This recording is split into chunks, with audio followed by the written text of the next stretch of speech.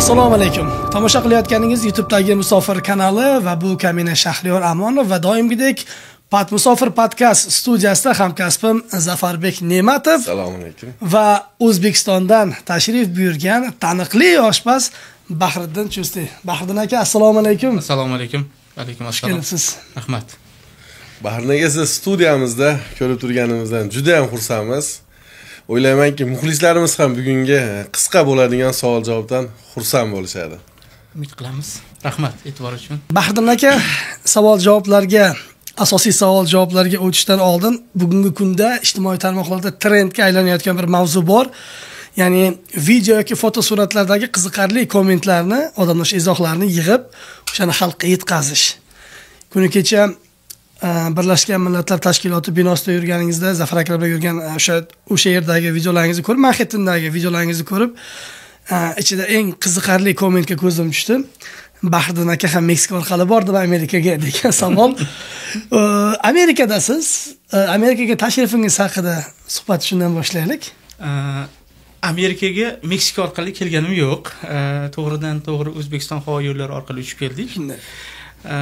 Va bu ilk kelishimiz ham emas, lekin bu safargi kelishimiz yaxshi niyat bilan, ya'ni oldingilar ham yaxshi niyat bilan kelingan, lekin bu safar bir kattaroq ikki davlat orasida bir nima deydi, do'stona munosabatni yanada mustahkamlash va qolaversa O'zbekiston nomini bu kabi joylarda bir imijini ijobiy ma'noda bir nima deydi, tanitish maqsadida kelganmiz.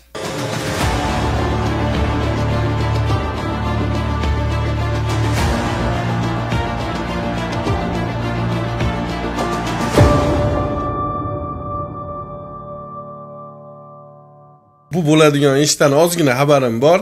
Menimcha agar amalga oshsa, O'zbekiston bilan Amerika tarixida bo'lmagan mega proyekt. Bahriddin aka, agar siz bo'lmasa o'rtoqlashsak. O'zi xabaringiz menimcha ko'p vatandoshlarimiz kuzatishdi, ko'rishdi degan umidimiz bor. Bir necha yildan buyon, 2 yildan buyon, men agar bu yil qilinadigan bo'lsa, 3 yildan buyon Londonda juda katta an'anaviy festival bo'lib o'tmoqda. U yerda O'zbekiston madaniyatini, qadriyatini va oshxonasini, hunarmandchiligini, xullas O'zbekiston bitta so'z bilan aytganda O'zbekistonning imijini tanitishga, ya'ni O'zbekistonning nomini, chunki ko'p holatlarda savol tug'iladi, mana o'zimga ham ko'p beradi, nimaga deydi, O'zbekiston oshxonasi yoki o'zbek restorani chet elda unchalik mashhur emas degan savol tug'iladi yoki bo'lmasam tez ochilib, tez yopiladi, sababi degan savol tug'iladi. Va buning asosiy sabablaridan biri bu o'zbek oshxonasini qayerdadir o'zbek oshxonasi mashhur bo'lmasa, bu o'zbek oshxonasini bemaza ekanligidan dalolat emas. Balki baxtga qarshi hozircha O'zbekistonni odamlar bilmagandan dalolat. Ya'ni eng avvalo O'zbekistonni tanisa, undan keyin uni madaniyati, qadriyati, urf-odati va jumladan oshxonasini ham qiziqishni boshlaydi-da. Sir emas, ko'p joyda hali ham O'zbekistondanman desa, O'zbekiston desa Pokiston deydi yoki Afg'oniston deydi va hokazo va hokazo. Shuning uchun o'sha Londonda bo'layotgan festivalni nasib etsa Amerikada ham qilishni niyat qilganmiz. Bu narsani niyat qilganmiz deganda biz emas, balki bu yerdagi vatandoshlar bilan birgalashib, Turizm qo'mitasi, Madaniyat vazirligi va boshqa bir qancha mutasaddi tashkilotlarning boshchiligida amalga oshishi niyat qilingan. Londonda odatda agar to'g'ri ma'lumot berayotgan bo'lsa, Vatandoshlar jamoat fondi tomonidan bunday tadbirlar tashkillashtirilardi. Balkim o'sha jamoat fondi jonbozlik ko'rsatib, boya aytganimizdek, juda ham katta proyektni o'z ichiga olgan holda Amerikada ushbu proyektni amalga oshirishlari mumkin. Bahriddin aka, raqamlarda savol bermoqchiman. Aynan Angliyada, Buyuk Britaniyada bo'lgan O'zbekiston madaniyat kunlarida 2 marta o'tkazildi va raqamlarda o'sish va raqamlardagi plyusovoy foydali tomonlarni sanab bera olasizmi? Birinchi yilga nisbatan ikkinchi yili, misol uchun, odamlar ko'p kelgani aniq. Ya'ni buni ko'p kelishini nimadan aytyapman? Biz tayyorlagan oshchi miqdoridan aytib o'taman-da. Aynan savolni ham shunaqa bermoqchi edim. Ya'ni birinchi yili qancha osh tayyorlandi, ikkinchi yili qancha osh tayyorlandi? Birinchi yili adashmasam 1 tonnalik qozonimiz bor edi. O'sha 1 tonnalik qozonni olib borganda 1 tonna osh damlangan.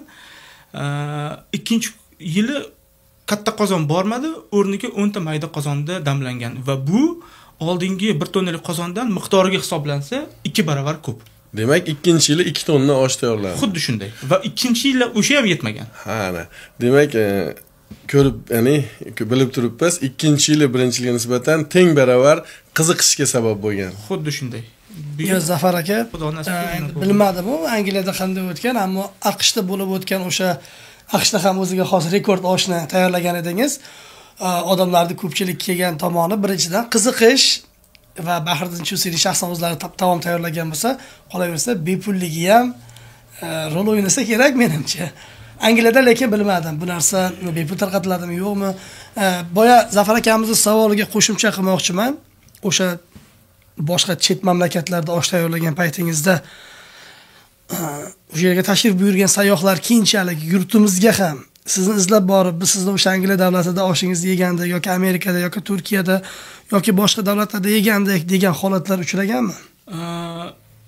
Uchragan, lekin ko'p ham emas. Sababi oxirgi paytlarda ko'pincha O'zbekistonda o'zim ham kam bo'lyapman. Ya'ni qolaversa har kun ham ishda bo'lmasligi mumkin yoki bo'lmasam biz endi restoranda bir qancha tarmoq bo'lsa, bu filialga borsak, bu yoqda uchramasligi mumkin. Mana shunaqa holatlar bor, lekin shunga qaramasdan to'qnash kelgan joylarimiz bor. Mustaqilligimiz 31 yiliga arafasida Bahriddin aka xabaringiz bor. O'zingiz boshchiligingizda O'zbekistondan kelgan mashhur oshpazlar bilan 1 tonnalik osh tayyorlangan va bu qay darajada tashkil qilinganligini bilamiz, qiyinchiliklarini. Agar Manhattanda osh tayyorlansa, yana shunaqa 1 tonnalikmi yoki Amerikadagi rekordni yangilash niyatingiz bormi? O'zi aslini olganda rekordli osh, katta miqdordagi oshlardan biroz cho'chib qoldik. Sababi ijtimoiy tarmoqlarda ko'rib turganingizdek, juda ko'p joylarda yozadi, odamlar oyga ushayotgan pallada biz tonnalab osh damlayapmiz degan. Aslini olganda bizning maqsadimiz tonnalab osh damlash emas. Aslini olganda bizning maqsadimiz, ya'ni o'zimiz sevgan kasbni qilish. O'shaning uchun tonnalab qilib rekordlarni yangilash niyatimiz yo'q. Maqsadimiz o'zbek oshxonasini targ'ib qilish. Endi boyagi katta qozon nimaga olib kelinadi? Ba'zan nimagaki chet elliklarga, misol uchun deylik, osh qilish o'zgacha, nafaqat chet ellik, o'zimizga ham tomosha qilish zavq. O'sha shou nuqtai nazaridan qilinyapti. Kattaroq qozon. Ha, lekin bu aytib o'tganimizdek, tonnalab qilish, rekordni yangilash yoki bo'lmasam bir narsa qilish emasdi. Shu bizni azaldan, men shaxsan o'zimni azaldan niyatimiz, maqsadimiz bitta bo'lgan, o'zbek oshxonasini rivoji va ravnaqi uchun hayotimiz davomida oz bo'lsa-da hissa qo'shish. Shu, ya'ni bu festival doirasida bo'ladimi? Restoranlar bilan bo'ladimi? Kitob yozish bilan bo'ladimi? Yoki bo'lmasam kelgusida maktab qilishmi?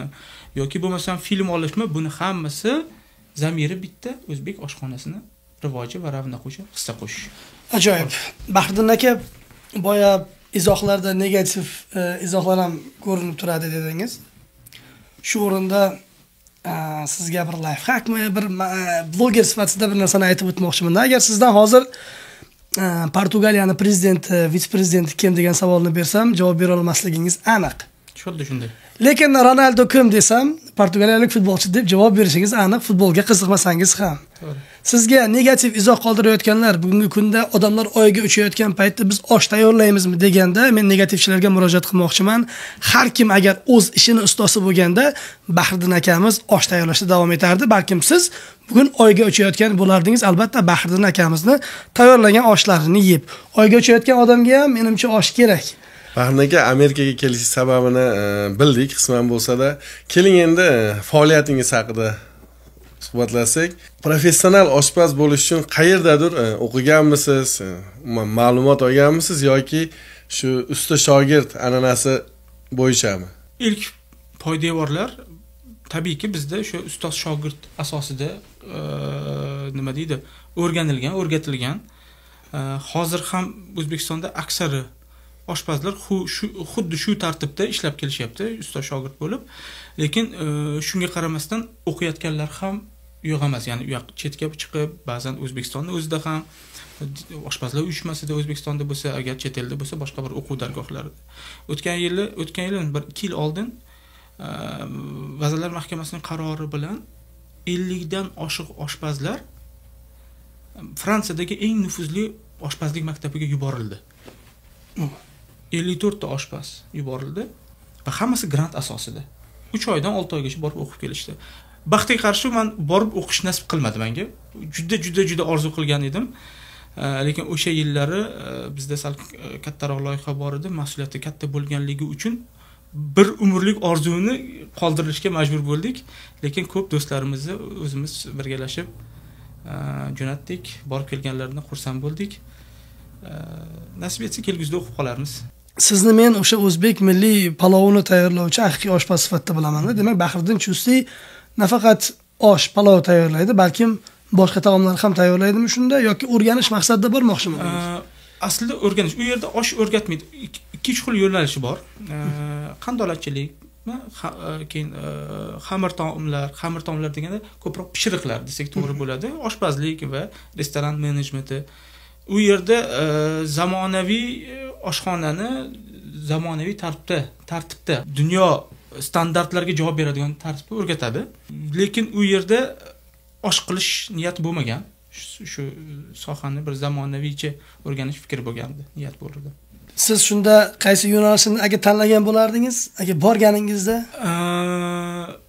Hozir mana ko'p holatlarda endi qalban oshpaz bo'lganimiz bilan, ko'p joyda bizni oshpaz deb tanishtirilgani bilan aksar holda jismonan ovqat qilish imkoniyatlarimiz biroz cheklangan. Shu kecha kunduzda ko'proq ish boshqarish bilan birga tashkiliy ishlarda mas'ul bo'lib qolyapmiz.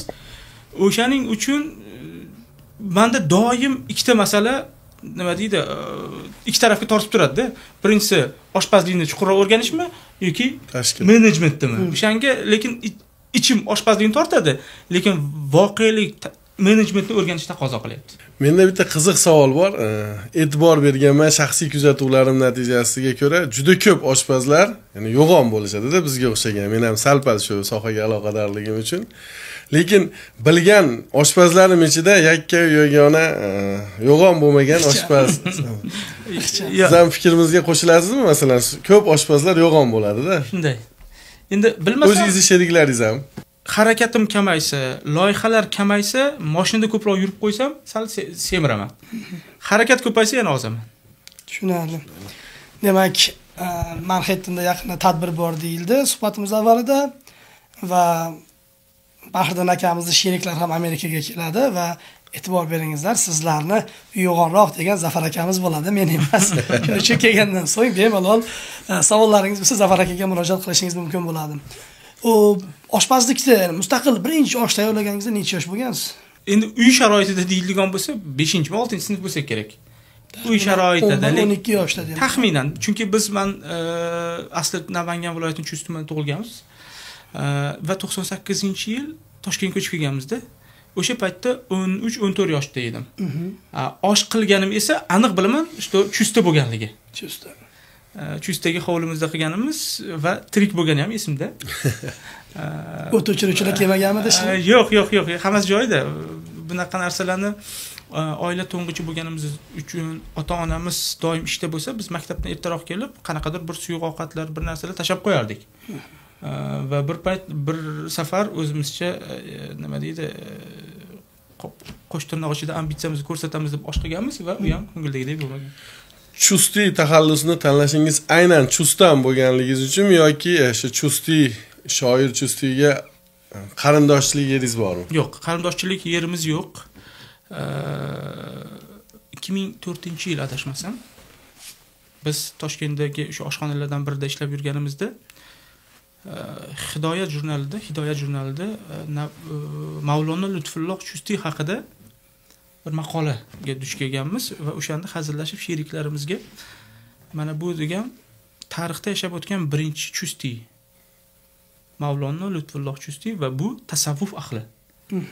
Ikkinchisi Nabuxon, tarixda yashab o'tgan Nabuxon Xo'jayev, Nabuxon Chustiy, shoir Chustiy, bular tarixda yashab o'tgan ikkinchi Chustiy bo'ladilar. kelgusida qayerdadir 3-chusti chiqdi desa ajablanmanglar deb hazillashuvdim, to'g'risi. Va bu ularga qarindosh rishtalarimiz bo'lgandan emas, ya'ni bir joydan, hamshahar bo'lganimizdan ko'proq. Va buni tanlashimiz sababi, misol uchun tarixda ham ikkita chusti yashab o'tgan ekanlar, oldin ham bo'lgan. Misol uchun Hakim Termiziy va Imom Termiziy, birlari muhaddis bo'lgan, ikkinchilari tabib bo'lganlar. Ya'ni shu kabi ma'lumotlardan kelib chiqib, chusti taxallusini olganmiz. Yana oshpazlik sohasidagi tanlovingiz bu oilaviy an'anami yoki ya'ni oilangizda sizdan ham oldin kimdir oshpaz ya'ni bo'lib o'tganmi shunaqa? Aka, umuman qarindoshlaringiz orasida? Yo'q, bizda avlodda oshpazlar bo'lmagan. Biz ko'proq o'qituvchilar va quruvchilar oilasida tug'ilganmiz. Ya'ni ha, ota tarafimiz hammasi deyarli o'qituvchi, ona taraflarimiz quruvchi bo'lgan, injener va hokazo. Ilk faoliyatimiz novvoychilikdan boshlangan, oilaviy novvoyxona ochilgan, keyin biz oilamizga, otamizga yordam berganmiz, keyin oshxona. Uzr, necha yoshda bo'lgansiz o'sha payt? 14 yoshda. Keyin o'sha novvoyxona, somsaxona, keyin oshxona, mana shunaqa qilib keyin restoranga kelib qolib, ko'p yillar mobaynida bu hayotni taqdirini desam to'g'ri bo'lsa kerak, taqdirini o'zi uzoq yillardan shu sohaga kirgizib va shu sohada qolishimizga keyinchalik mehr muhabbat uyg'onishiga sabab bo'lgan. Tushunarli. 14 yoshlik Bahriddin Toshkent shahriga keladi va novvoyxonada ishlaydi. Siz aytib o'tdingiz, ziyoli oilada tug'ilgansiz. O'qituvchilar, injenerlar oilasida. Bu 14 yoshlik Bahriddinni novvoyxonada ishlashi bu o'sha paytdagi sharoitdagi qanaqadir qiyinchiliklar bilan bog'liqmi yoki qiziqish bilan bog'liqmi? Mana shu gapingiz ko'pchilikka bugun motivatsiya bo'lishi mumkin. Yo'q, qiziqish emas. Qiyinchilik bilan bog'liq. Shunday. O'sha boya aytganimizdek ishlashga majbur bo'lgansiz. Xuddi shunday.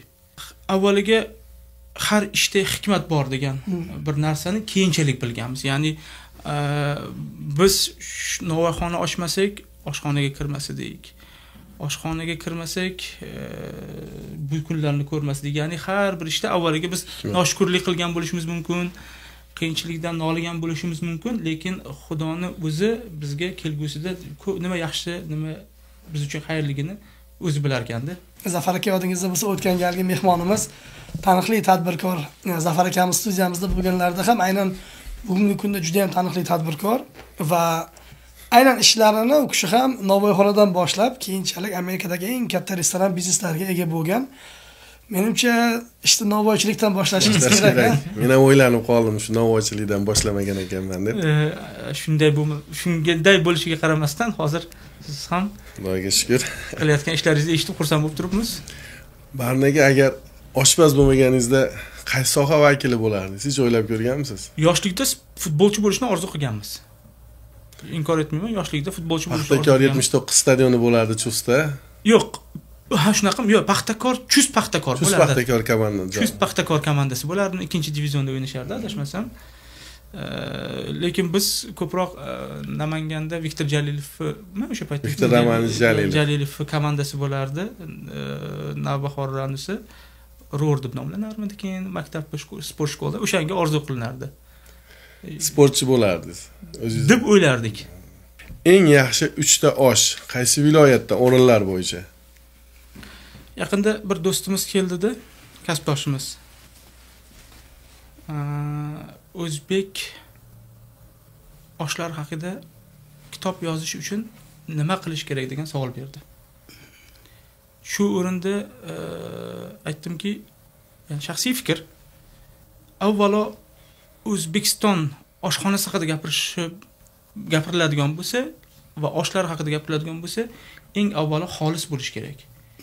Ya'ni tarafkash bo'lish kerak emas. Bunisi yaxshi, bunisi yomon emas. Hammasini bir darajaga yoki bir qatorga qo'yish kerak. Hammasi ham zo'r, o'zgacha. Chunki har bir viloyatni oshi o'ziga zo'r. Lekin shunga qaramasdan o'zimni agar misol uchun fikrimni aytadigan bo'lsam, shaxsiy fikringiz hech qanaqa bir ruslar aytgan rasmiy emas. Na vkus и на цвет товарищини degan gap bor. O'zimni shaxsiy reytingimda 3 ta osh qo'yadigan bo'lsam, ya'ni uchalasi birinchi, ikkinchi, uchinchi o'rin emas, bitta qatorda. Toshkent oshi, Samarqand oshi va Buxoro sof palovi. Nima deydi, bir joydan chiqmasdan, bitta hududdan boshqa joyga hududga bormasdan yoki vodiylikman, vodiydan chiqmasdan turib, vodiy oshi zo'r degan fikrda sobit edik. Lekin viloyatlardagi oshlarni tatib ko'rgandan keyin har biri o'zgacha zo'r ekanligiga amin bo'lganmiz. Tayyorlash bo'yicha qaysi hududni oshini tayyorlash siz uchun murakkabroq? Buxoro. Buxoro oshi. Sof palov. Nima bilan murakkabligi buni farqi? Sofi palovi hammasi alohida pishirib keyin birlashtiriladi. Ya'ni har biri alohida tajribaga, mehnatga va e'tiborga nima deydi, e'tibor talab qilinadi. Bilamiz, turk oshxonasi, xitoy oshxonasi, arab, italiya oshxonasi juda ko'p davlatlarda bo'lgansiz va xuddi shunaqa uchtalikda, balki bu safar o'rinlar bo'yicha. Tay oshxonasi deydimi? Tailand.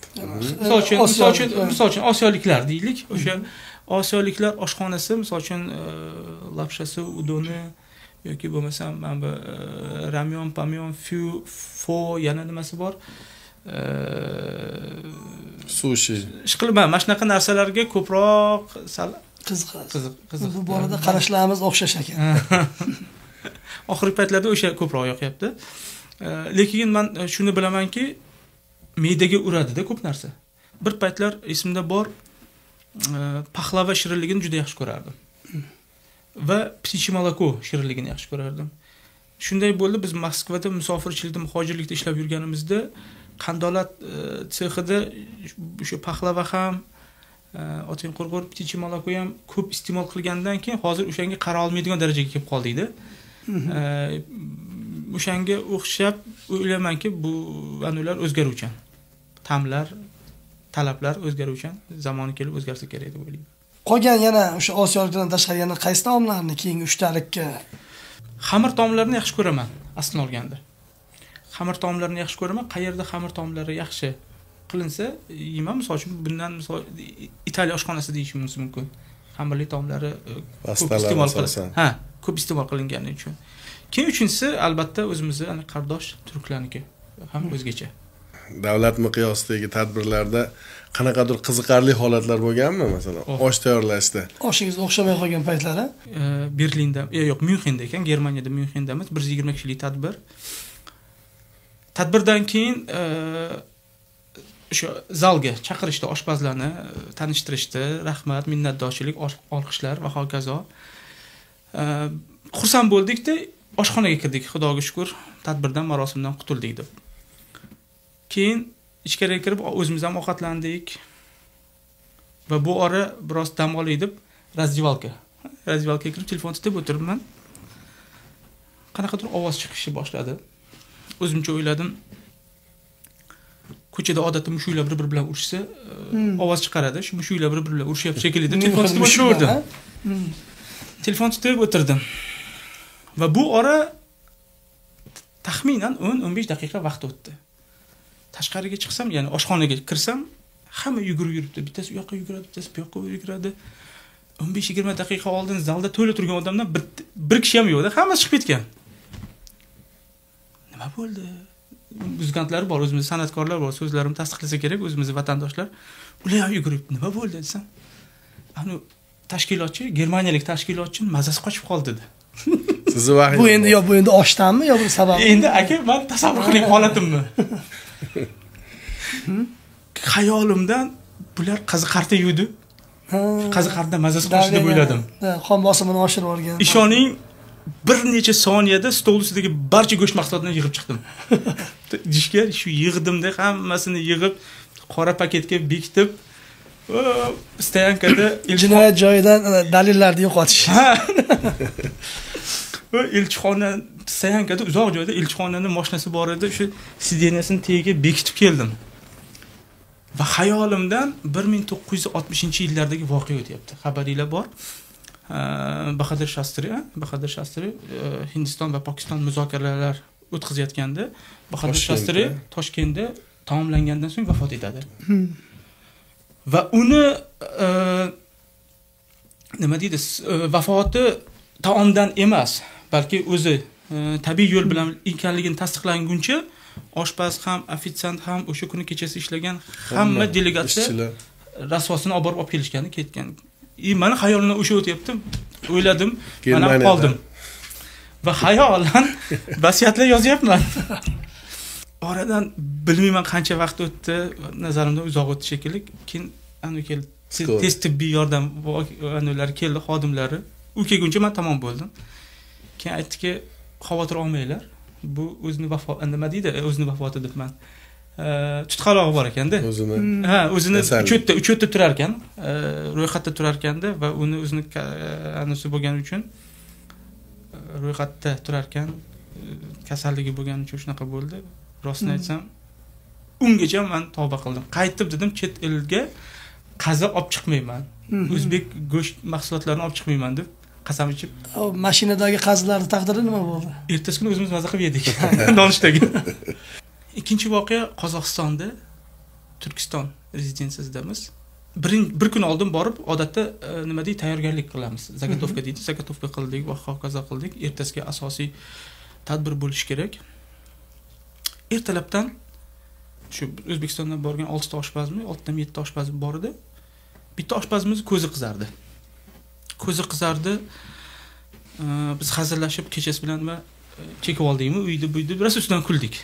Nimaga ko'zing qizardi deb. Keyin kunning ikkinchi yarmiga borib, birin-ketin hammaning ko'zi qizarishi boshladi. Kechqurun esa tadbir, asosiy tadbir. Keyin kechga borib hammamizning ko'zimiz qizargan, ko'z ocha olmaysiz, yopa olmaysiz shu darajada. Tadbir o'tkazgandan keyin reja bo'yicha biz qolishimiz kerak edi. Biz qolmadik. Qolmaymiz, ko'zi og'rig'idan biz qolmaymiz, ketamiz dedik. Keyin Turkistondan O'zbekistonga kelguncha kechasi 4 bo'ldim, 5 bo'ldim, esimda yo'q. Ketdik-da, ertasi kuni hamma o'sha ko'ra olmaydigan darajada. Ertalabdan kechgacha svarkaga qandoq qarasangiz, ko'zingiz achiydi-ku, mana bunaqa qilib. Xuddi shunaqa achishni boshladi. Uydagilar xavotir, sizlarni bir narsa qilgan, atravleniya qilgan, o'qigan, bu qilgan, qaytib borma bunaqa tadbirlaringga yig'ishtir, mana shunaqa gaplar onam tomonidan, boshqa oshpazlar tomonidan ham shunaqa oila a'zolari. Keyin ma'lum bo'lishicha biz odatda bunaqa joylarda bilasiz, infrakrasniy lampa degan narsa bor, bakteriyalarni o'ldiradigan lampa bor. Va u lampa yoqish tartibi xonada hech kim bo'lmasligi kerak. 15 daqiqaga yoqishadi, chiqib turadi, keyin kirib ishlaydi. Biz bir kun oldin zagotovka qilayotganimizda uni misol uchun yoqadigan nima deydi, включатель deydi-ku. Включателini morozilka ochgan paytimizda, muzlatgich ochgan paytimizda yoqib qo'ygan ekanmiz va o'shandagida kun bo'yi zagotovka qilganmiz. Muhimi sizlarda bakteriya qolmagan. Bakteriya qolmagan, agar sal ko'proq turganimizda balki ko'z ham qolmas edi. Mashhurlikka erishish yo'li haqida ham gapiring. Qanday qilib mashhur bo'ldingiz? Qaysi taomdan keyin, qayerda tayyorlangan taomdan keyin? Nega endi Zafarbek Ne'matmasov Bahriddin Chustiy mashhur oshpaz bo'lib ketdi? Biz 2007-yildan 2012-yilga qadar musofirlikda, muhojirlikda ishladik, yashadik. Asosiy qismi Rossiyada bo'ldi, misol uchun Moskva, Sochi, Kazan. Keyin undan tashqari Turkiyaning ayrim davlatlari, o'sha Antaliya, Alaniya taraflarida. O'sha payt, endi hozir bu odatiy hol bo'lib qoldi, lekin asosiy sabablardan biri bu biz kasbdoshlarimiz orasida o'sha paytda internet bilan sal ertaroq do'stlashganimizda deb bilaman. Ya'ni hali Instagram bo'lmasdi, hali Facebook va hokazo bo'lmasdi, ijtimoiy tarmoqlar, bu forumlar bo'lardi, turli xil o'zbekona forumlar bo'lardi. Ana o'sha yerdagi faoliyatni biroz erkin boshlaganimizda deb o'ylayman. Bu birinchi sababi, ikkinchi sababi bu o'sha paytda sal noodatiy fikrlar taomlarni taqdim qilganimiz deb o'ylayman. Aniqroq aytsakchi? Endi hozir sal kamayib qoldi bunaqa chiqishlarimiz, lekin oldinlari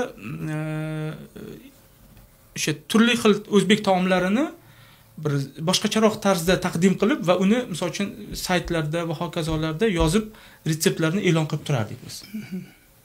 Ana o'sha sabab bo'lganda. O'sha mashhurlikka demak birinchi eshiklar ochgan shu.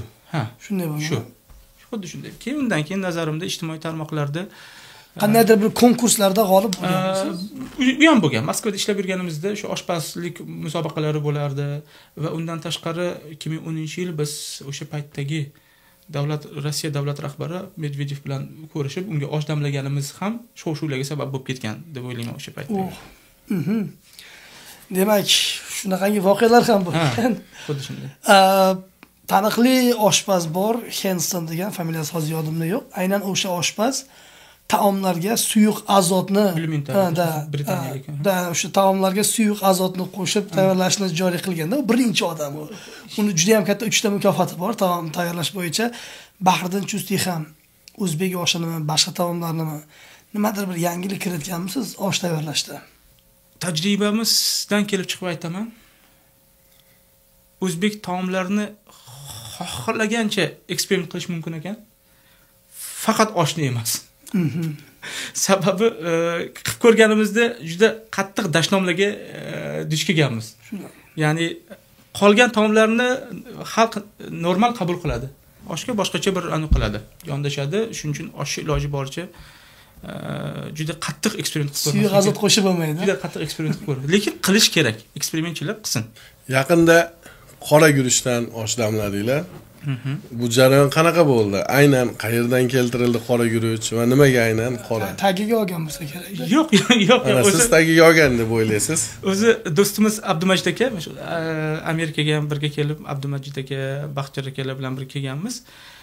U kishi bilan Sharq choyxonasi bor, Sharq choyxonada birgamiz. U yerda o'sha oshni ular har xil guruchlardan qilib eksperiment qilib ko'radilar.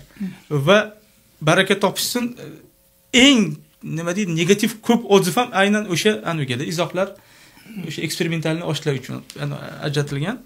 U guruch ikki xil qora guruch bor o'zi. Bittasi yovvoyi guruch, dikeris deyishadi, ikkinchisi qora guruch. Yovvoyi guruch qora guruchdan ko'ra sal oliy navli hisoblanadi. O'sha ikki xil guruch O'zbekistonga hozirgi kunda olib kelishyapti, ko'proq o'sha Tailanddan yoki bo'lmasam deylik, mana shu Osiyo. Mana shu Osiyo davlatlaridan o'shani tayyorlashyapti. Buni tabiiyki avvaliga buyurtma asosida tayyorlagan, keyin video bo'lgandan keyin shuv-shuv bo'lib ketdi. Shuv-shuv bo'lgandan keyin hamma. Uni mazasi qanday uni? O'zgacha, mazali. Mazali yesa bo'ladimi? Zo'r, o'zgacha. Endi g'alatida Zafarbek uyingizga odam kelsa, qop-qora guruchni ko'tarib chiqsa. Endi voyaga aytganimizdek, eksperiment uchun qilib ko'rish kerak, yeb ko'rish kerak. Bir marta videoni ko'rmabman, go'shti ajralib turadimi, ish qilib qora guruchni. Toshkentga borganimizda bir marta bo'lsa ham yeb ko'ramiz. Nasib. Mana bu xorijlarda, endi boshqa Yevropani bilmadim-ku, aynan Amerika miqyosida sariq sabzi yo'q Amerikada. O'zbekistonliklar do'konlarda kamroq topishingiz mumkin. Osh tayyorlanishda mana shu sariq sabzi yoki boshqa mahsulotlar, zig'ir yog'lar qiyinchilik bo'lmaydimi u? Chetga chiqsak, chet elga tadbirlarga borilsa, asosan 3 ta narsa O'zbekistonga olib ketiladi. Birinchisi bu guruch, ikkinchisi sariq sabzi, uchinchisi ziravor. Oshpaz sifatida nima deb o'ylaysiz? Nega men mana shu savolni ko'p o'ylayman. Nega Amerikada sariq sabzi iste'mol qilishmaydi? Buni qandaydir qizil sabzidan nimasi bilan farqi bor? Ayrim davlatlarda sariq sabzi iste'mol uchun emas, balki chorva mollarini yem sifatida qo'llaniladi. Sariq sabzi ba'zi joylar, chunki qizil sabziga nisbatan qattiqroq hisoblanadi. Va o'shaning uchun ba'zi joylarda yetishtirilmaydi ham. Sizdan yuqoridagi avlodda oshpaz bo'lmagan, lekin xohlarmidingiz sizdan keyingi avlodda oshpazlar bo'lishini, ya'ni farzandlaringiz siz yo'nalishingizda ketishini? Qizlar bo'lsa, qizlarga yo'q. O'g'il bolalar bo'lsa, ha. Nimaga endi? Qizlarga yo'q deyishim sababi albattaki bu o'zbekchilikka, urf-odatga bog'liq. Oshpazlik kasbi ko'p mehnat va ko'p vaqt talab qiladigan ishlardan-da. Bizning yakunda muvaffaqiyatli bo'lmasligi ham mumkin. Muvaffaqiyatli ham bo'lmasligi mumkin. Qolaversa, bizning O'zbekistonda ayollar kasbdan ko'ra oilani, farzandni birinchi o'ringa qo'yishadi. Ya'ni oila va farzandga vaqt ajratilsa, kasb ikkinchi darajaga tushadi-da. Tushunarli. Va 12 soatlab oshxonada turib, oilasiga, farzandlariga vaqt ajratishga vaqti qolmasligi mumkin. Biz Bahriddin Chustiyni nafaqat mohir oshpaz, balki kitob muallifi sifatida ham bilamiz. Mana non kitobingiz bor va hozir bilishimiz bo'yicha yana qanaqadir kitob ustida ish olib boryapsiz. Shu haqida ham qisqagina ma'lumot berib keting. Bu kitobni taxminan 1 yil muqaddam bir tadbirda ko'rib ilhomlandim. Ko'proq Umar Xayyomni ruboiylari edi. Va ularni qilgan ruboiylari va unga chizilgan miniatyuradan ilhomlanib, o'zbek oshxonasini va oshxonaga bog'liq urf-odat, an'anasini miniatyura orqali namoyish qilishni niyat qildik. Ya'ni bu bir dona nusxada bo'lishini, terida chizilishini, teriga qo'l ishi qilib niyat qildik va uni kelgusida yaxshi bir nufuzli joylarda taqdim qilishni niyat orzu qilganmiz. Misol uchun Luvrda deydimi, Britaniyada. Ajoyib bo'ladi. O'ziga xos rekord bo'lar ekan bu ham. Endi bilmayman. Amalga oshsa, bilmayman. Amalga oshsa endi qanaqa. Albatta bu bo'yicha muvaffaqiyat tilaymiz. Rahmat. Endi doim tadbirlarda yoki ishdamasman dedingiz-ku, bo'sh paytlaringiz bo'ladi. O'rtoqlar, oshna-og'aynilar bor. Uyingizga kelib, Bahriddin ketdik biron joyda borib osh yeymiz, oshga yur degan paytda jahlingiz chiqadimi yo xursand bo'lasizmi? Agar nima deydi, o'zimizga ovqat qildirishmasa xursand bo'lamiz. Demak, o'rtoqlarni oshna-og'aynilar bemalol osh yeysiz, ha? Osh.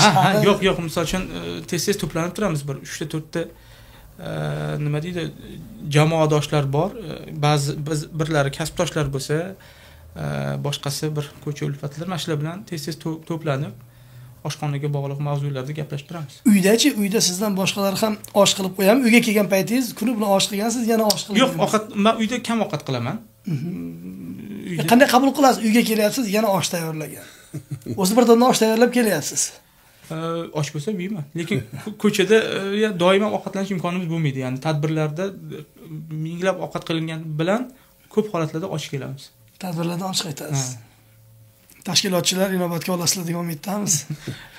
Bahriddin aka, suhbatimiz avvalida aytib o'tdingiz, o'zbek oshxonalari tez ochilib, tez yopiladi degan bir jumlani ishlatdingiz.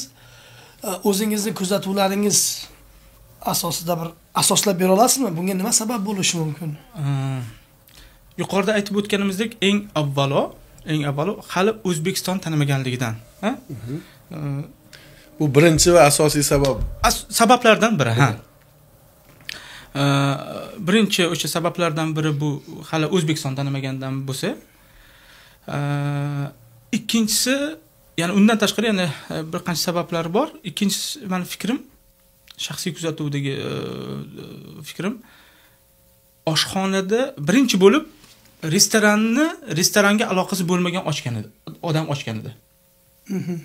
Ikkinchisi, oshxonaga aloqador odam ishlamaganligida.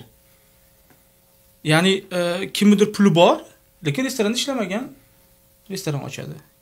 Kimdir uyda oshna og'aynisini atrofida yaxshi ovqat qiladi, lekin restoranda ishlamagan. Chunki restoranda taom tayyorlab, uni saqlashini ham davomiy menyuda uzilmasligini ta'minlash ham uchun restoranda ishlash kerak-da.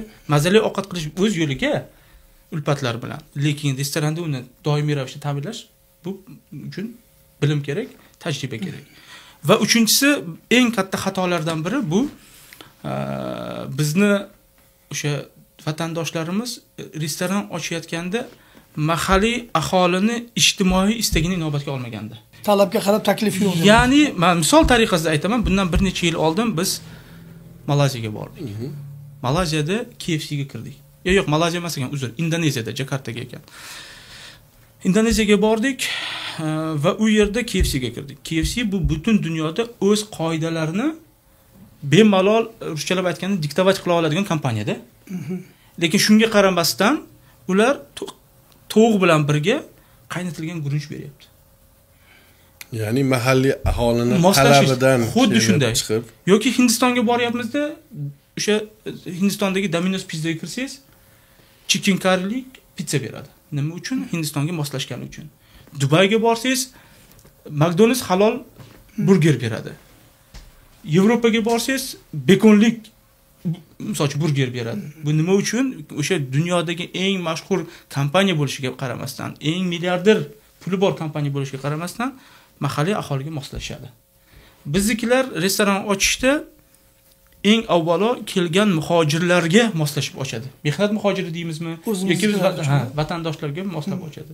Hali bizning vatandoshlarimiz esa u yerga restoran yurish uchun emas, ko'proq misol uchun kimdir o'qish uchun, kimdir ishlash uchun, kimdir bir boshqa bir sabablar bilan kelgan bo'ladi-da. O'shaning uchun istar edikki, menyuni agar men bu haqi gaplarim MDH davlatlardan tashqarida. MDH davlatlarida vatandoshlar ko'p. Vatandoshlar ko'p joyda qilsa bo'ladi. Qayerda vatandosh ko'p bo'lsa, yeb ketadi, lekin vatandosh kam joyda avvalo mahalliy aholini istagini inobatga olish kerak deb o'ylayman. Bu albatta shaxsiy fikr va shaxsiy kuzatuv.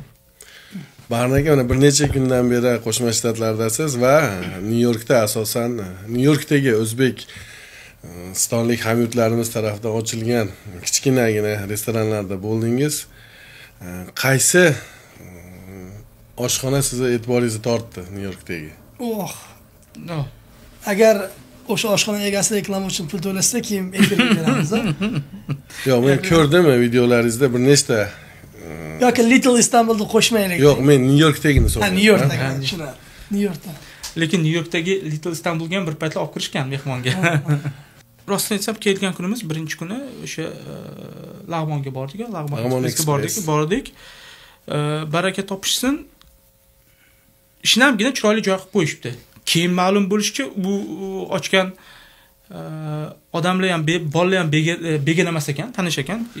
Bolalar Andijonlik bolalar. Ha, Oybek degan. Suhbatingizni uzr bo'laman va sirazi shu oshxona haqida gapirayotganingizda kerakli maslahatlarni berib kelsak, restoran egalari bundan menimcha unumli foydalanishadi. Ijtimoiy tarmoqlar orqali ko'rib qoldim. Top 100 ta joylardan biriga kiritilgan ekan. Burgermi? Yo'q, Lag'mon Express yangi ochildi. New York Times ro'yxatini 100 ta eng zo'r joylardan biriga kiritildi va buni eshitib vatandoshlarimiz nomiga bu kabi ishlarni qilganidan xursand bo'ldim, havas qildim. Undan tashqari Yahyo aka, adashmasam, o'zlarining do'stlari bilan birga Urgut osh markazlarini ochishdi. Ikkinchi filial, hozir yana bir kattaroq narsaga harakat qilishyapti ekan, bilishimcha. Qilayotgan ishlariga muvaffaqiyat tilaymiz. Boya aytib o'tganimizdek, bu kabi joylar asosan vatandoshlarimizga moslashib qolganda. Hozir ular ham qiynalyapti. Kecha suhbatlashganimizda ham aytishdi. Asosan o'zimizning vatandoshlar keladi. Chet ellikni olib kira olmayapmiz. Harakat qilyapmiz, olib kira olmayapmiz debdi. Ya'ni restoran qilishda o'ziga yarasha anulari bor, nima deydi? Injiqliklari. Ha, o'ziga yarasha talablari bor. Kim uchun ochish? Agar mahalliy aholiga bo'lsa, uni shu mahalliy aholi bor joylardan qilish. Lokatsiya muhim. Atmosfera muhim.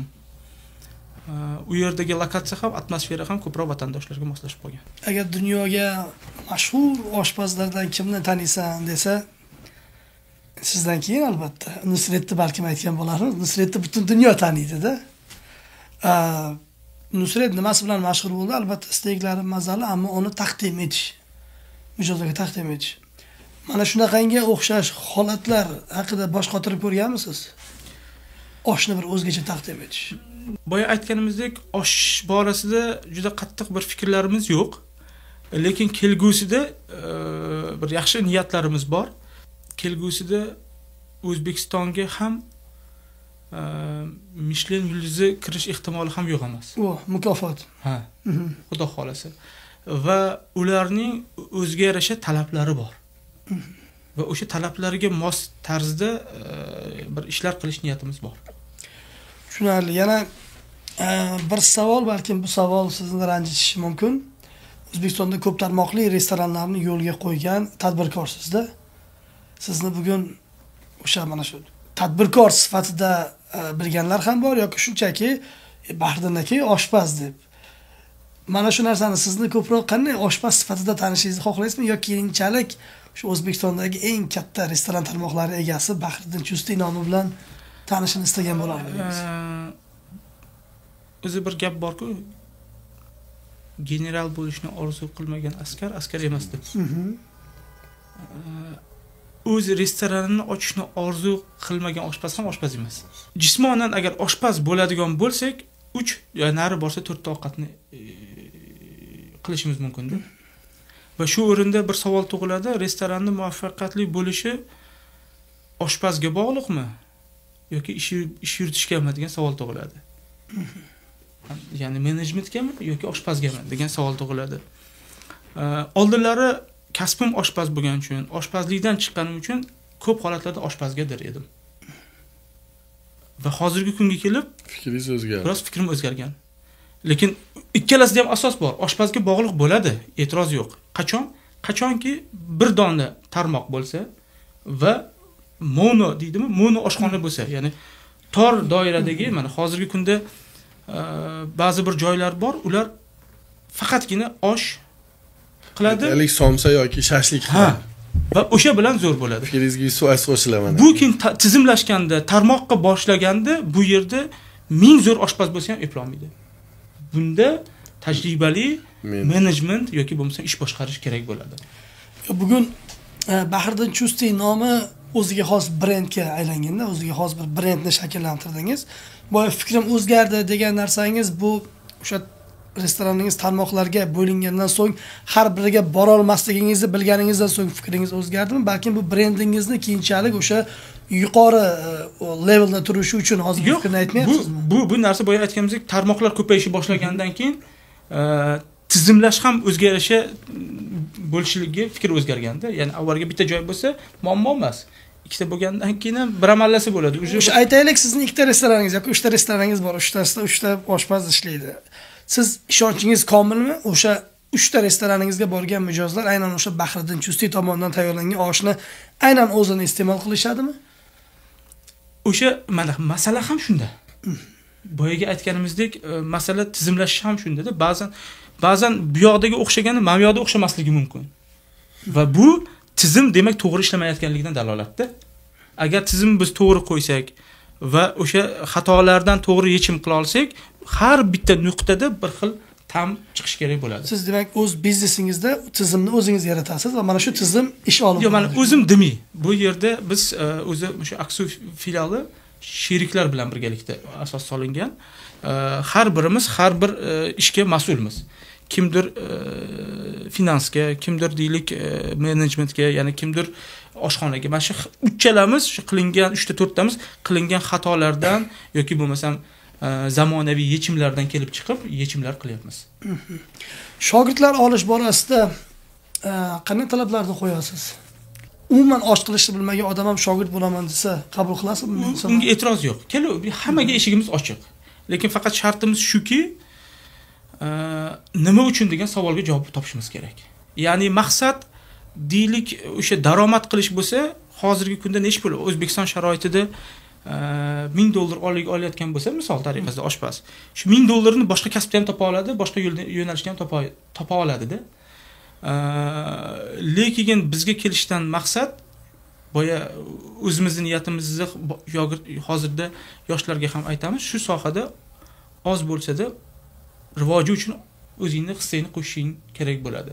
1960-yillarda fransiyalik mashhur oshpazlar Joël Robuchon, Alain Ducasse yoki bo'lmasam Paul Bocuse hozirgi zamonaviy Fransiya oshxonasini poydevorni qo'yib ketishganda va oradan mana 50-60 yil o'tib o'sha qilgan ishlari mevasini berishni boshlayapti. Ya'ni aminman biz ham hozir sekin bir juda bir katta g'ish qo'ymasak ham bo'laklarni qo'yishni boshlasak, aminman bundan bir 20-30 yildan keyin o'z mevasini beradi degan umidim bor. Tushunarli. Yana bitta savol qiziqtirdi. O'zingiz tomoningizdan tayyorlangan eng mazali, ya'ni doim mazali tayyorlaysiz. Lekin o'zingiz uchun eng yoqqani esla olasizmi? Qaysi tadbirdadir, qaysi marosimdami, to'y marosimlarida mana shu oshim holigacha esingizda qolib ketgan. Yaxshi chiqqandan ko'ra yomon chiqqani ko'proq esda qoladi-da, desam. Ya'ni o'xshagandan ko'ra o'xshamagani ko'proq esda qoladi-da. Bahriddin aka juda ham qiziqarli bir pozitiv kayfiyatda suhbat bo'lyapti-da. Yana bir savolga qiziqib qoldim. Sizning mahoratingiz yoki oddiyroq qilib aytadiganda o'zbek oshi Bahriddin Chustiyni bugun nechta mamlakatga olib bordi, nechta davlatga olib bordi? Aniq raqamlarini bir orada sanab yuruvdim, keyin chalg'ib ketib qoldim. 30 dan oshdi, 40 ga yaqinlashib qoldi. 40 ga yaqin davlat. Bir 100 dan oshiq shahar bo'ldi nazarimda. Ya'ni shu gap nafaqat sport bilan yoki boshqa narsa bilan, oddiy kapkir bilan ham dunyoni zabt etish mumkin. Dunyoni zabt etish mumkin. Bahriddin aka, yana bitta savol. Bahriddin Chustini orzusi bormi? Nimani orzu qiladi? Orzu bilan taqdirni, xayol bilan hayotni farqi bor ekanda. Ya'ni biz yoshligimizda futbolchi bo'lishni orzu qilganmiz, taqdir esa bizni oshpaz qildi. Shundan kelib chiqib, hozirgi kunda niyatlarimiz bor, maqsadlarimiz bor. Asosiy bu yilga qilinish kerak bo'lgan ikkita niyatimiz bor. O'zi menda Covid og'ir kechgandan keyin rostini aytaman, yillik rejalarni qilmaslikka niyat qilganman. Ba'zilar haligi yilni boshida bir yillik narsalar chizadi, yozadi. Men unday qilmayman. Chunki Coviddan keyin bildik, ertaga nima bo'lishimizni bilmas ekanmiz. Nafasimiz yetsa, nafas olib umrimizni yashaymiz, bo'lmasa har xil holat. Shundan kelib chiqib, lekin niyat qildik bu yilga. Birinchisi bu o'sha Londondagi festival, ikkinchisi xuddi shunday festival Amerikada ham amalga oshirishni. Inshaalloh. Xudo xolasa, buning uchun vatandoshlarimizni, Amerikadagi vatandoshlarimizni dastaklari, birlashishlari juda muhim aka. Shu narsani fursatdan foydalanib aytib o'tay.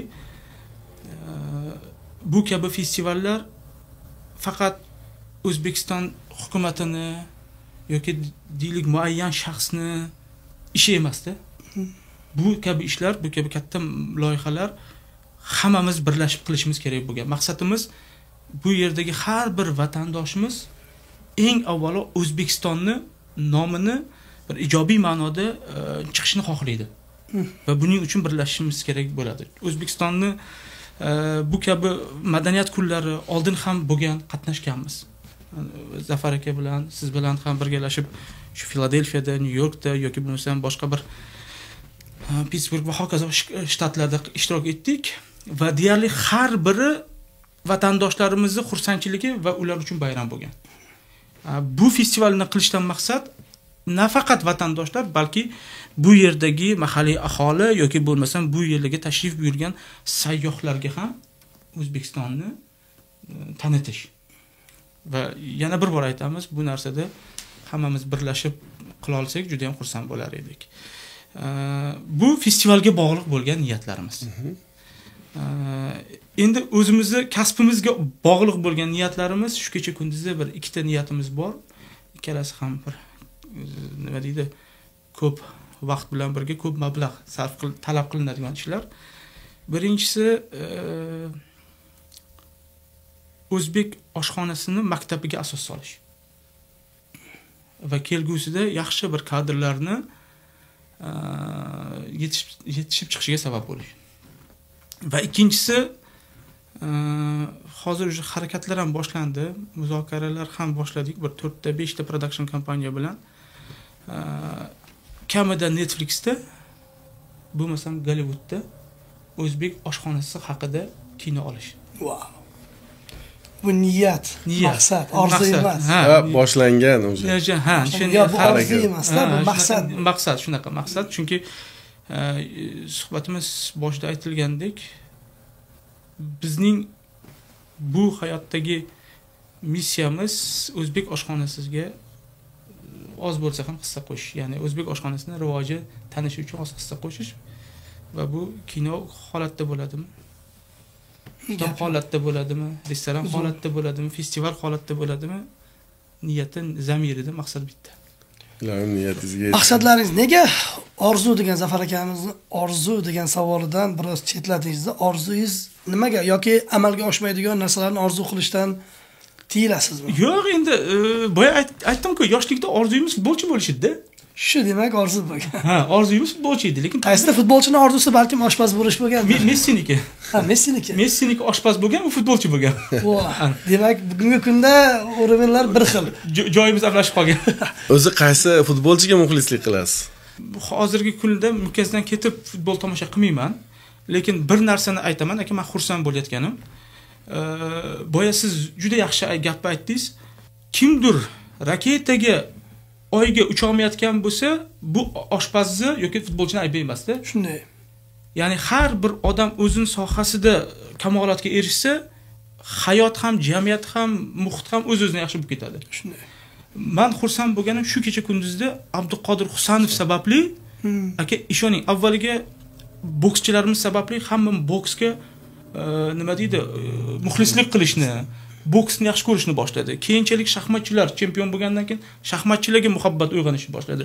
Mana endi hozir Abduqodir Husanov, birgina Abduqodir Husanov, undan oldin baraka topsin Shomurodov va hokazo boshqa futbolchilarimiz ham bo'lgan, lekin o'sha birgina yuqori nufuzga erishgan Abduqodir sababli juda ko'pchilik Manchesterga, Abduqodir Husanovga, vatandoshimizga balet qilishni boshladi va bu asosan o'zim ham o'yinlarni kuzatyapman. Xursandchilik. Ya'ni har bir odam, har bir vatandoshimiz har sohada eng ilg'orlardan bo'lishini tilab qolamiz. Shaxsiy o'zimning bir savolim bor-da. Oshni muxlisim oshni yaxshi ko'raman rostdan ham. Govda ham o'zi aytib turgan bo'lsa kerak, lekin har kuni osh bo'lsa har kuni yeyman. Oshxonalarga borganimda oshpazga borib, meni oshni yaxshi tushunadigan insonligimni bitta gapimdan bilishi uchun oshni qayerdan suzib bering deyishim kerak. O'zimga maslahat. Yangi ochilgan qozon, yangi osh bu sifat jihatdan, ta'm jihatdan zo'r bo'ladi. Oxirrog'iga borganda sal ezilishi bor yoki bo'lmasa yog'li joyi qolgan bo'lishi mumkin, mana shunaqa holatlar bor. O'shaning uchun osh qachon ochilganligini so'rash kerak. O'zi biladi deyman. Osh qachon ochilganligini tushunarli. Hozir qachon ochilganligini. Yog'li degan joyingizda biz 2004-yil o'qishni bitirib keldikda, Samarqandga ishga kelganimizda 3 ta kadr birga keldik va ularda shunaqa an'ana bor ekan o'sha ishxonada. Yangi kelgan kadrlar eski kadrlarga bir dasturxon qo'yib berib, yaxshi niyat bilan fotiha olish endi. O'tkir degan do'stimiz bor edi, biz bilan birga o'qigan Toshkentda, ko'rib turgan bo'lsa agar, O'tkir aytdiki, bizga ichimizda o'ziga xos bir epchilroq yigit edi-da. Aytdiki, menga aytgan Shahriyor dedi, bularni oshga olib boramiz dedi. Oshda dedi, soat bizda 12 da ochilardi, birlarga olib boramiz dedi. Endi biz yaqinda student bo'lib kelganmiz-da, cho'ntagimizda unaqa pul yo'q. U maslahat beryaptiki, oshda dedi oxirrog'iga olib boramiz dedi. Osh yog'li bo'ladi, kamroq yeydi va biz kam xarajat bo'lamiz. Shu yo'l bilan qutulib ketamiz dedi. Men ham unga ishondim. Endi bizdan Toshkentda Starsda edi. Bo'pti dedik, taklif qildik bir restoranga soat 1:15 larga borishdik, yog'li suzib bering dedik oshpazga. Oshpaz ham mayli dedik. Oshni olib kelgandan so'ng bizning nashanligimiz Baxtiyor aka Azimov, juda ham hurmat qilaman insonni, bizning ustozim.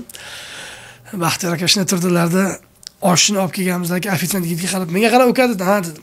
Bitta kosaga to'ldirib zig'ir yog' olib keldi dedi. Oshdan oldin zig'ir yog'ni icharkan ekanda u kishi. Keyin osh ekanda, shuni aytmoqchiman, har doim ham endi o'sha oshni yog'ni ichdidagi ana endi osh yeyman dedi. Biz bir-birimizga qaraymiz-da, aytmoqchimanki, har kim ham yog'li oshni xushlamas ekanda, balkim ashaddiy yog'li oshni yaxshi ko'radigan insonlar ham bor ekan, lekin hozirgi paytda O'zbekistonda aynan oshni reklama qilish uchun oshni ham beryapti-da, yana qo'shimchasiga pul ham beryapti-da.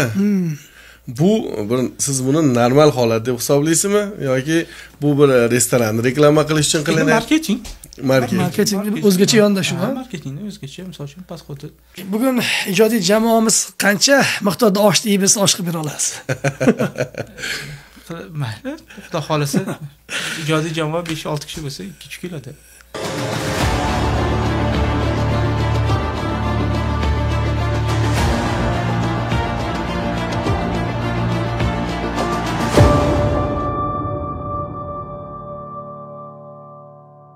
Mayli, ko'rsatuvimizni menimcha mana shu pozitiv kayfiyatda yakunlasak bo'ladi. Bahriddin aka, yana bir bor tig'iz kun bo'lishiga qaramasdan bizning studiyamizga kelganingiz uchun shaxsan o'zim nomidan, jamoamiz nomidan sizga minnatdorchilik bildiramiz. Umid qilamizki, siz bilan okean ortida bo'lib o'tadigan navbatdagi festivallarda yana ko'rishamiz va vatandoshlarimizni xushnud qilishda davom etamiz. Biz haqiqatan Amerikada okean ortida yashashimiz bu O'zbekistondan uzoqlashib ketdik degani emas. Biz O'zbekistondan chiqib ketganmiz, ammo O'zbekiston bizdan chiqib ketmagan. Sababi mana Zafar aka ham biladi, o'sha Birlashgan Millatlar Tashkiloti deymizmi, boshqa bir maydonlarda bayroqlar turgan maydonlarga borsak, birinchi O'zbekistonda bayrog'i bormi deb qidiramiz. Yoki dunyo xaritasini ko'rib qolsak, mana O'zbekistonimiz deb dunyo xaritasini ko'rsatamiz, bir devorda osilgan turgan xaritalarda. Mana shu ham vatanga bo'lgan muhabbat, vatan sog'inchidan bir namuna desak bo'ladi. Shuning uchun sizdek insonlarni festival davomida, festival doirasida AQShga kelib mana shunday milliy taomlarni vatandoshlarimizga tayyorlab berishingiz bu o'ziga xos bir narsa deb qabul qilamiz va buning uchun ham minnatdorchilik bildiramiz. Sizlarga rahmat. Rahmat Bahriddin aka, yana bir bor sog' bo'ling. Xudo xolasa siz bilan keyingi suhbatimiz Manhattandagi festivalda bo'ladi deb umid qilib qolamiz. Xudo xolasa. Bugungi dasturlarimiz mana shulardan iborat edi. Menimcha dasturimiz kayfiyat juda ham yuqori kayfiyatda bo'ldi. Bugungi videomizga like bosishni so'ramasak ham bo'ladi. Agar qo'lingizda kapkir bo'lsa, kapkir bilan like bossangiz ham bo'ladi. Navbatdagi dasturlarda ko'rishguncha xayr, salomat bo'ling.